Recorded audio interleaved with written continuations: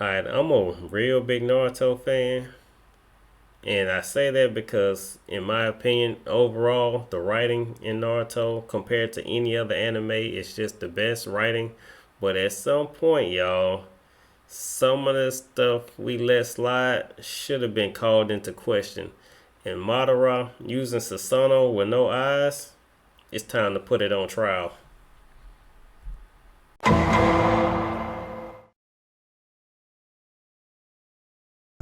Alright, y'all. Plot glue, episode 2.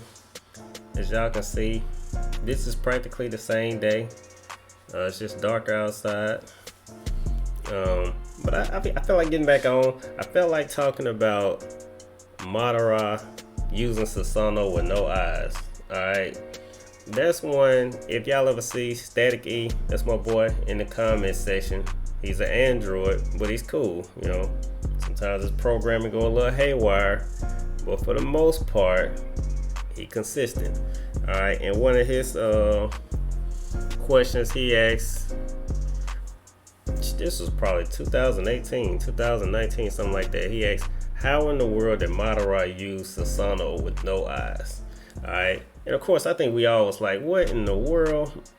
You know, and if y'all can remember, we got to go way back to like 2015.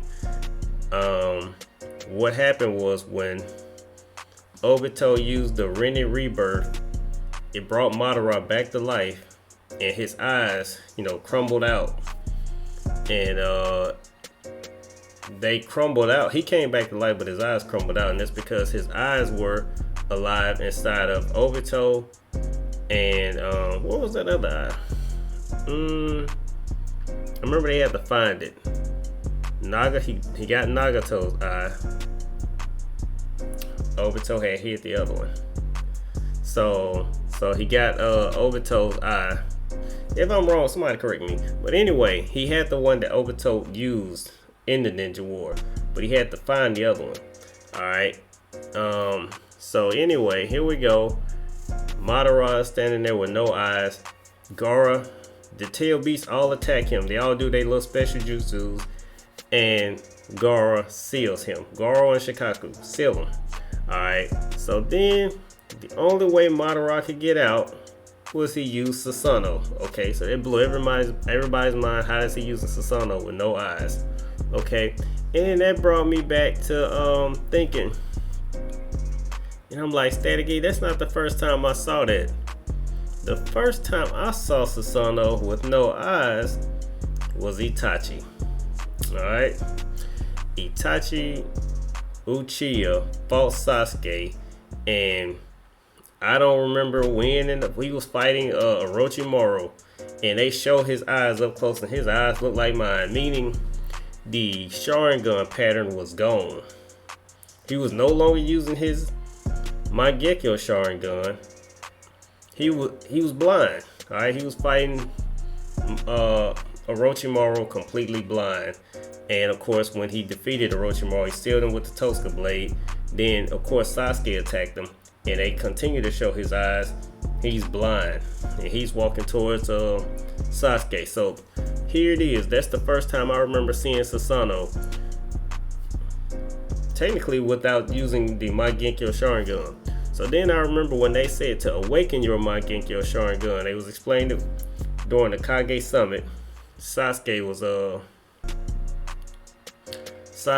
y'all saw he was building up his Susanoo, and they said to awaken your Sharingan, you need to awaken your Mangekyo Sharingan in both eyes. Only a Sharingan user with the Mangekyo open and awakened in both eyes can use Susanoo. So the way they phrase it, you don't necessarily have to have the Mangekyo Sharingan. You just have to have awakened it in both eyes. So then that another plot hole. You got the problem with, well, how is Kakashi using a Susanoo and he's not an Uchiha? Well, if you think about it, Obito never used Susanoo. So when he got Obito's eyes, Susanoo was awakened for the first time to Mangekyos in the first body, which was Kakashi's. Now that's a stretch. While we here on this episode, because it's mighty convenient. In this last battle, if you'd have made Obito use Susanoo, that would have made more sense. But of course, Obito died as a hero, and once again gave his Sharingans to Kakashi. Gave both of them from the afterlife. Boy, we gotta come back. We gonna come back for that because that ain't part of episode 2. All right, so then the question is, how in the world? And okay, so let's call that the first plot glue. All right, let's call that part 1. Part 2 is, how in the world did Obito survive long enough to be in the fight versus Kaguya? All right, why didn't Obito die after he used the Rinne Rebirth? Because I don't know what timeline I'm from, Mandela effect, y'all. But I could have swore the way the Rinne Rebirth works is when you use it, you have to give up your life. Now I could be wrong, because Conan said that when they were fighting Naruto and Nagato decided to use the Rinne Rebirth to bring back all the people that he had killed when he visited the Elite Village. She said if you do that now, you don't have enough chakra to survive it. So the statement could be made that you don't actually have to give up your life, but it costs you so much chakra that it essentially will kill you. Well, that kind of cheapens the move. With that being said, off of fresh waking up that morning full of chakra, you could just be Rinne Rebirthing all day long. I mean, not all day long, but day by day, bringing back people you love. So it costing your life actually keeps you from asking that question. But then you backtrack by saying that it just costs an enormous amount of chakra. Well, if chakra can be replenished, then why not just do it on an off day? So now you got this Rinne Rebirth problem and Obito staying alive. But he's not the first person that cheated death. Keep traveling through that team. I'm gonna say that team. It just so happens that his master, the 4th Hokage's wife, cheated it too. When she gave birth to Naruto, you're supposed to lose your life when a tail beast is extracted from you. But guess who cheated it? Another Uzumaki, Kushina Uchiha. Look, technically you could claim that Nagato was cheating by living after, remember he did the Rinne Rebirth, his hair turned gray. Kushina survived the extraction of a tail beast, which is supposed to kill the user, which is fine. It killed everybody else except Kushina, and she's an Uzumaki, and we know they have an enormous amount of chakra. So fair that she survived it, right? She went on to then try to fight the Nine Tails along with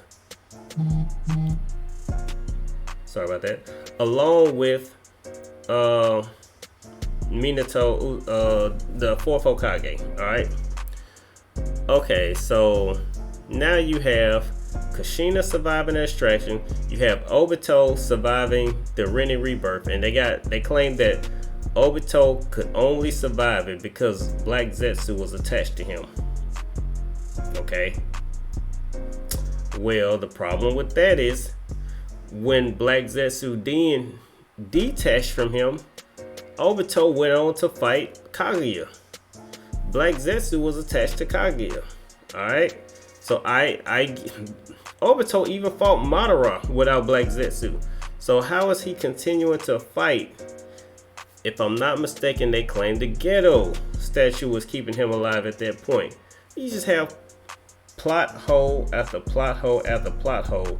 Obito should not have been alive long enough to fight Madara and Kaguya.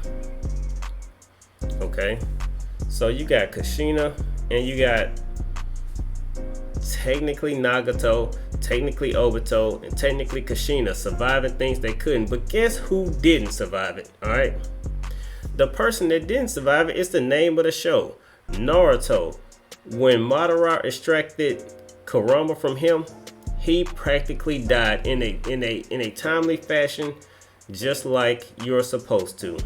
Remember, Sakura was keeping him alive, and Obito,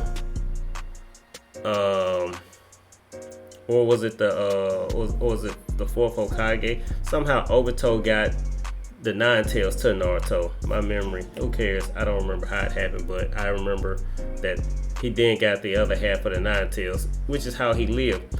But he actually obeyed the rules. Even though he was a Uzumaki, he did actually start the dying process after getting the Nine Tails extracted from him. So his mother cheated it. But, I mean, you can make the claim that he fought so hard in the Ninja War that he didn't have the chakra to survive it. And maybe that's why she had the chakra, because, hey, you're getting the tail beast extracted from you on an off day. But didn't she give birth that day?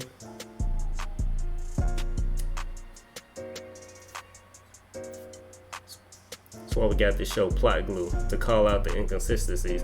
So something is, I mean, look, I love the writing, so I don't care how we get to the end, you know, because I'm not the biggest fan of the Ninja War, but it was good. But seeing Obito use those 6-path Sharingans and seeing Kakashi use them, it was worth the cheating that got us there. But we are here to call out the inconsistent writing.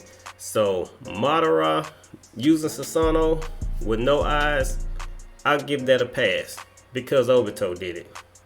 I mean, I'm sorry, because Itachi did it. So I'll give it a pass. Obito surviving the extraction of the, wait, hold on. He surviving the Rinne Rebirth. I can't give that one a pass. I can't give it a pass for how long he lived after, because he's a new Chia. Alright. No, he had the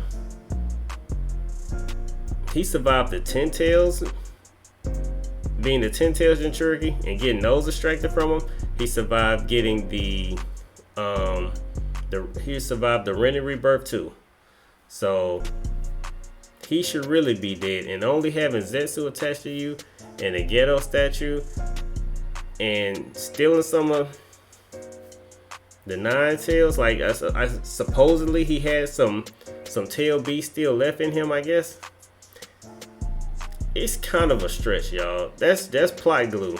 Alright, that's plot glue, was keeping Obito alive. I like him, so like I said, I just let it slide. But there's definitely some plot glue there to keep it going, y'all.